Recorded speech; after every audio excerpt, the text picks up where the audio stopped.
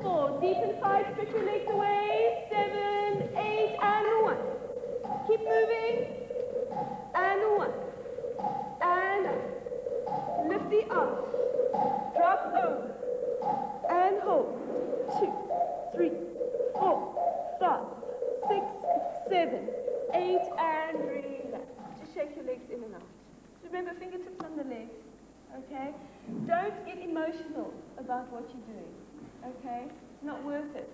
Put all that energy into what you're doing technically. Do you know what I'm saying? Don't start emoting. Top of the head drops down, people. I think this company is quite fantastic in the sense that a lot of the dancers have broken that sort of misconception or that fear of contemporary dance, which has seemed to have been quite a problem in this country for a while, for a long time.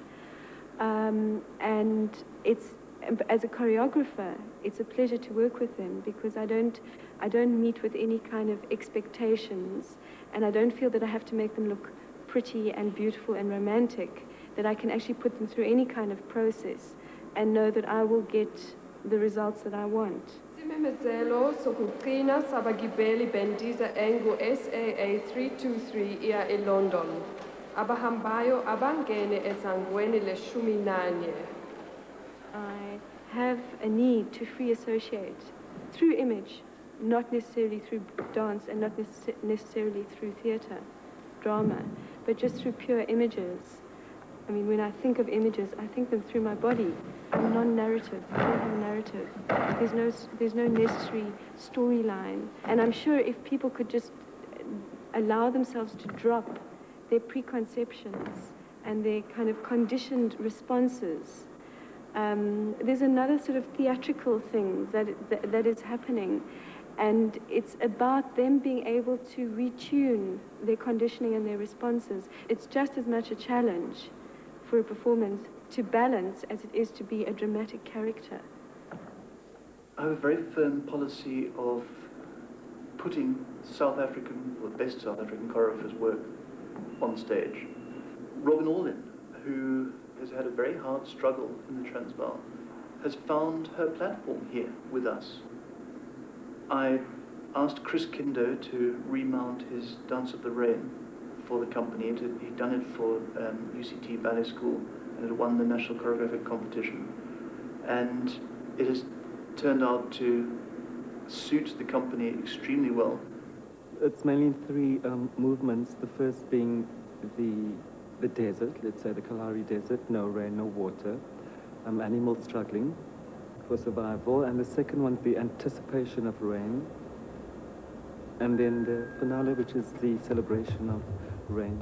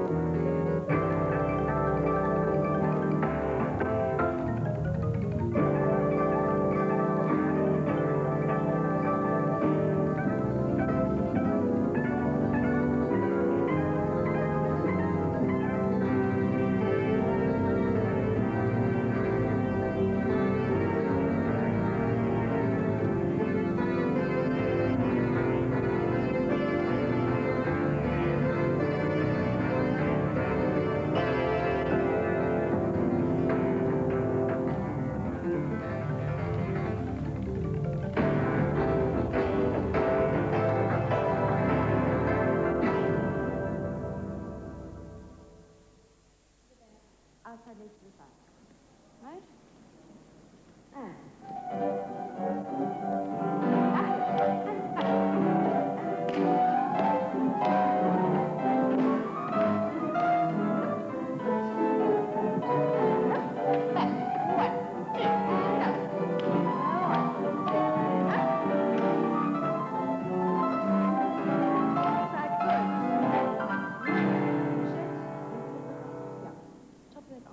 If one takes a look around the world at the moment, you'll find many contemporary companies still start off their day with classical ballet class.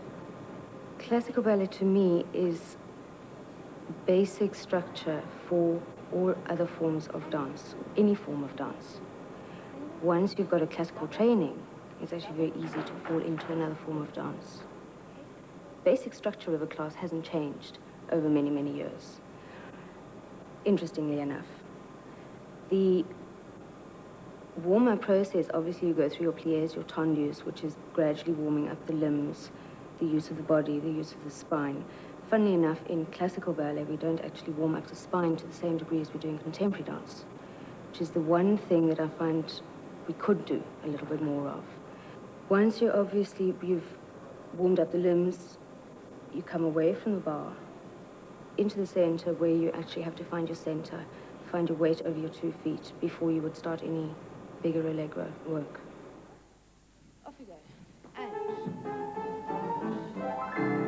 1, and 3, 4, and 5, 6, and 7, 8, 2, 3. It's all those and those, Maria, and you're not getting there. And finish. 1, 2, and 3, 4, and 5, 6, slowly round, 8, up. 1, 3, 4, 5, stop, finish. Gentlemen, thank you. In Salt Lake City, the theater that we worked in, our studios were right in the theater, and we had lovely bay windows that looked out across to a bank. And some days in class, I'd be sitting there, and I'd go over to the windows, and I'd look out, and I'd go, why am I doing this? And I'd look across, and I'd see a businessman sitting behind his desk looking out at me with his tie on and everything, looking out at me. And I'd look at him, and I'd go, that's why I'm dancing. Because I couldn't be over there where he is. No way. I couldn't do it. It's a disease. It really is. It gets in the blood and it just stays.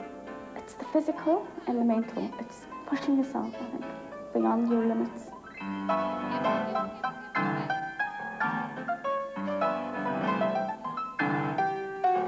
There are principles in the contemporary technique that you can use in classical dance, like the center strength that they use and the way they use their backs and the technique of those things you can use in classical ballet as well. But obviously when you walk into a rehearsal like Swan Lake, you switch into a more classical sort of classically minded kind of way of doing things. And 1, 2, and 3,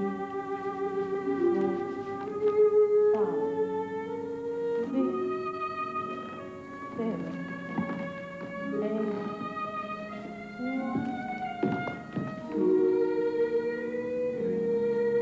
Okay, stop. And now on this meter, catch me, Dolly. Now let her go. Can you go right over there? So that when you pull up, you're on balance. You pull right off and then pull her up to come back. You know what I mean? So we see that you're trying to get away now. With the music again.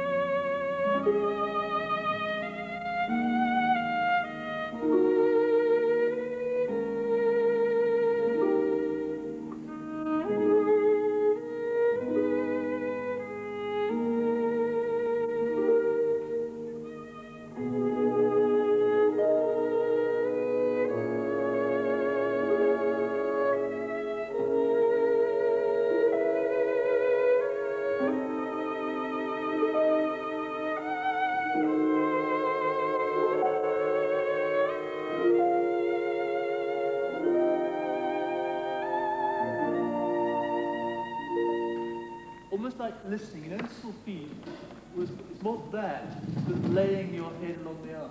It's more that idea. Good.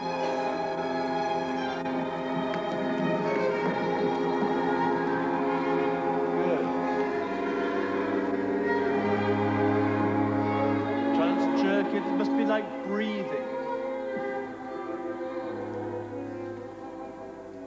Lower, Celeste, is too high.